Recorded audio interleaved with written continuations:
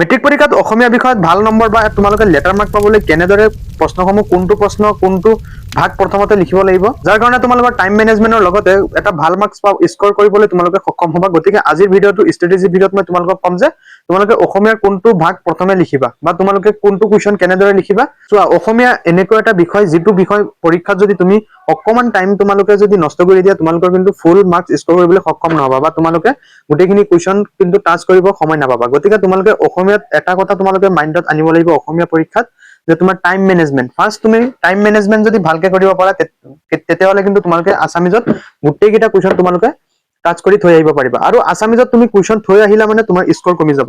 গতিকে maximum try কৰিবা যে অসমীয়াৰ যাতে এটা কুৱেশ্যন যাতে তোমাৰ হাতৰ পৰা এৰি নাযায়, সেই কথাটোত তোমালোকে ফাৰ্ষ্ট গুৰুত্ব দিবা।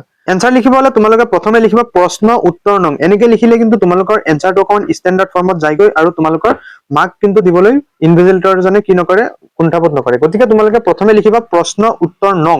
প্ৰশ্ন উত্তৰ নং দি এনেকে তোমালোকে উত্তৰ তলৰ ফালে কি কৰিবা, মাৰ্জিন এটা পাৰি দিবা।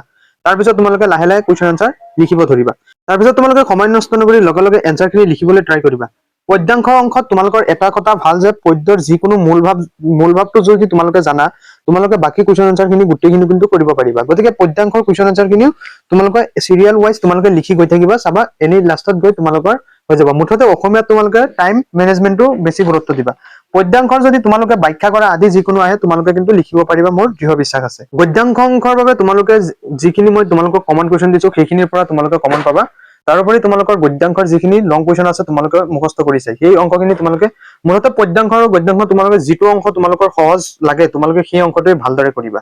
মোৰ বোধেৰে তোমালোকে গদ্যাংশতকৈ পদ্যাংশ আগতে ধৰিবা, কাৰণ পদ্যাংশত মূল ভাৱখিনি তোমালোকে স্ক'ৰ কৰিবলৈ প্ৰথমেই তোমালোকৰ কি হৈ যাব, স্ক'ৰ উঠি যাব। গতিকে পদ্যাংশটো তোমালোকে ফাৰ্ষ্ট কৰিবলৈ ট্ৰাই কৰিবা। তাৰপিছত গদ্যাংশ, মুঠতে তোমালোকে বহি নাথাকিবা অসমীয়া পৰীক্ষাত। যিখিনি তোমালোকে জানা, যিখিনি আহি আছে সেইখিনি তোমালোকে কৰিব ট্ৰাই কৰিবা, আৰু যিখিনি তোমালোকে নোৱাৰা অকমান সময়ৰ কাৰণে সেইটো স্কিপ কৰি দিবা আৰু সেইখিনি একেবাৰে শেষত হলেও লিখি থৈ আহিবা। তাৰপিছত নেক্সট তোমালোকৰ আছামিজত আটাইতকৈ স্কৰিং পাৰ্টটো হ'ল বৈচিত্ৰ্যময় অসম। বৈচিত্ৰ্যময় অসমৰ 10 মাৰ্ক যদি তোমালোকে নোপোৱা তেতিয়াহ'লে কিন্তু আছামিজত লেটাৰ ধৰি নথবা, কাৰণ বৈচিত্ৰ্যময় অসমৰ 10 মাৰ্কেই কিন্তু তোমাক অসমীয়া ছাবজেক্টত লেটাৰ পাবলৈ তোমাক আগবঢ়াই দিয়ে। গতিকে বৈচিত্ৰ্যময় অসমৰ মই যি তিনিটা কুৱেশ্যন তোমালোকক কমন দিছো সেই তিনিটা কুৱেশ্যনে তোমালোকে শিকিবা। ইয়াৰ আগৰ ভিডিঅ'ত মই অলৰেডি দিছোৱেই। গতিকে বৈচিত্ৰ্যময় অসম তোমালোকে যদি পাৰা এই কুৱেশ্যন কেইটা আগতে লিখি শেষ কৰি থৈ দিবা। ইয়াৰ পিছত অসমীয়া ব্যাকৰণ। অসমীয়া ব্যাকৰণটো কিন্তু তোমালোকৰ অসমীয়াত এটা মাৰ্ক স্ক'ৰ কৰিবলৈ তোমাক বহুত দূৰ আগুৱাই লৈ যায়। গতিকে অসমীয়া ব্যাকৰণৰ প্ৰত্যেকটো সৰু সৰু যিখিনি ব্যাকৰণ আছে, যিখিনি তোমাৰ অসমীয়া গ্ৰামাৰ আহিব, সেইখিনি তোমালোকে প্ৰথমেই কৰি থৈ দিবলৈ ট্ৰাই কৰিবা, কাৰণ সেই সৰু সৰু বস্তুখিনি কিন্তু মাজতে পাহৰি যোৱা যায়। কাৰণ বহুতো অসমীয়া পৰীক্ষাত চাপ থাকে মূৰত, হয় নহয়, কোনখিনি জল্দি লিখি শেষ কৰিব লাগিব। গতিকে অসমীয়া ব্যাকৰণৰ এই সৰু সৰু যিখিনি কুৱেশ্যন আছে তোমালোকে সেইখিনি প্ৰথমে কৰিবলৈ ট্ৰাই কৰিবা, কাৰণ অসমীয়াৰ এক নম্বৰ কিন্তু তোমাৰ ভাল মাৰ্ক স্ক'ৰ কৰিবলৈ বহুত অৰিহণা যোগায়। গতিকে ব্যাকৰণৰ এটা কুৱেশ্যন তোমালোকে এৰি থৈ নাহিবা।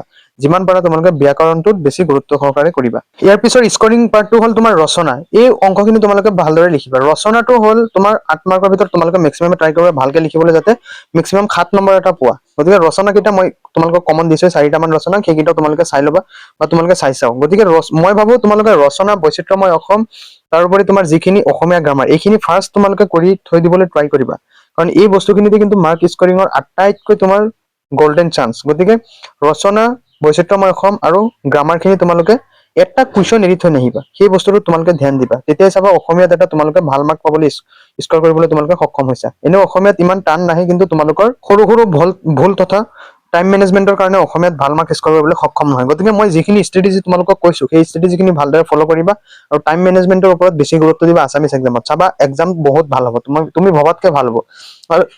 আৰু তোমালোকে অসমীয়াত হেণ্ডৰাইটিঙৰ ওপৰত বেছি গুৰুত্ব দিবা।